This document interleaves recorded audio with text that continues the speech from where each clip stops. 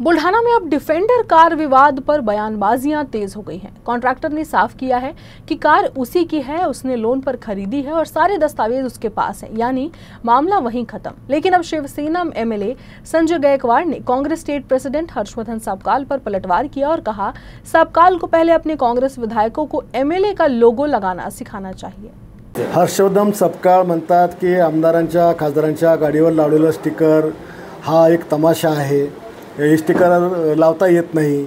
मग तू प्रदेशाध्यक्ष तर पहिले तुझ्या काँग्रेसच्या खासदाराच्या आमदाराच्या गाडीचे स्टिकर काढ आणि 5 वर्ष तू आमदार असताना स्टिकरवरून मिरवला, त्याचं काय तर त्याचं उत्तर दे। आणि आमदार खासदार हे जनप्रतिनिधी आम्हालाही ते आमचं कर्तव्य आम्हालाही कळतं, पण शेवटी आमदार खासदार काम करताना महाराष्ट्रात असे सगळ्या देशामध्ये मंत्र्यांच्या गाडीवर एम लिहिलेलं असतं, आमदार खासदाराच्या गाडीला सिम्बॉल असतो आणि तो सिम्बॉल सरकारच देतं। त्याच्यामुळे काय आम्ही सिम्बॉल लावतो तर काय वेगळं करत नाही, पण हा सल्ला हर्षवर्धन सबकाळनी पहिले आपल्या काँग्रेसच्या लोकांना देशभरात दिला पाहिजे।